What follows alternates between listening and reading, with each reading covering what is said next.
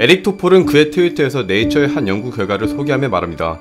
시간을 뒤로 되돌리는 엄청난 과학적 성과라고요. 세계 최고의 저널인 네이처는 12월 3일 눈을 확대한 사진을 저널의 표지로 싣습니다.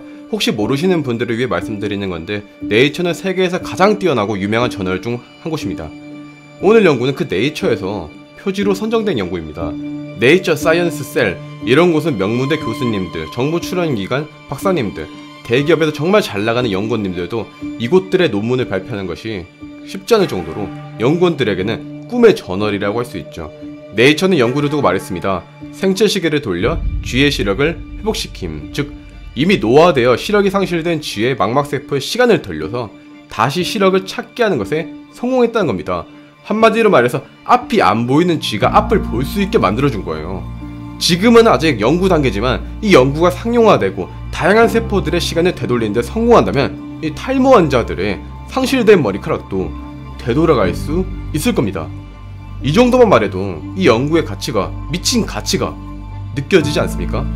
이걸 말하기에 앞서서 여러분은 2012년 노벨 생리의학상 수상자이자 노력의 아이콘인 야마나카 신야 박사를 알아야 합니다. 그는 대학 시절에 걸리죽거리는 걸림돌, 이런 취급을 받으면서 놀림을 받았어요. 늦게 연구를 시작한 그는 벼랑 끝에 몰린 심정으로 배아 줄기세포를 연구했습니다. 근데 그는 이번에는 실패하면 정말로 끝이라는 심정으로 연구를 했고 4개의 유전자를 피부세포에 넣음으로써 모든 세포를 만들어낼 수 있는 iPS 세포를 만들어내는데 성공했습니다. 한마디로 말해서 움직이지 못하는 환자들에게는 운동 유연을 만들어서 움직이게 해주고 장기가 없는 사람들에게는 장기를 만들어줄 수 있습니다. 그리고 이 4개의 세포를 야마나카 인자라고 부릅니다. 즉 이 야마나카 인자를 사용하면 세포를 젊게 되돌릴 수 있습니다. 하지만 문제점은 이 야마나카 인자를 오랫동안 사용하면 종양이 발생하게 됩니다. 그런데 이번에 하버드대 의대 싱클레어 교수 연구팀은 종양 발생을 억제함과 동시에 세포를 젊게 되돌리는 방법을 네이처에 발표한 거죠. 연구진은 단백질을 바로 직접적으로 세포에다가 전달하지 않고 매개체를 사용하는 방법을 택했습니다. 좀 비유해서 말씀드리면 내가 좋아하는 여자가 있는데 뜬금없이 가서 사랑해요 이렇게 말하면 이제 싸대기 맞기 일수니까 이제 여자의 친구한테 소개를 해달라고 요청을 하고 자리를 만든 다음에 고백을 하는 거죠. 조금 더 자세히 말하면 보통 나이를 먹는다는 것은 몸에 굉장히 다양한 영향을 주죠. 예를 들어서 DNA의 화학적 구조에 뭐가 더해진다거나 뭐가 사라진다거나 혹은 수정된다거나 이러한 변화들은 사람이 나이를 먹으면 먹을수록 점점 더 축적되어 가죠.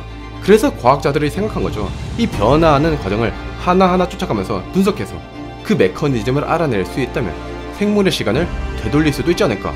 하버드대 의대 연구진은 그 과정을 추적하고 어떻게 해야 그 시간을 종양 없이 돌릴 수 있는지에 대한 방법을 수립한 겁니다. 솔직히 이제 제가 봐도 제가 생리학은 문외한이지만 이 정도면 노벨상감이라고 봐도 무방하지 않을까요? 실제로 야마나카 신야 박사는 iPS 세포를 발견함으로써 노벨상을 받았고 이 연구는 그 세포를 부작용 없이 사용함으로써 세포의 시간을 돌려버리는데 성공했으니까요.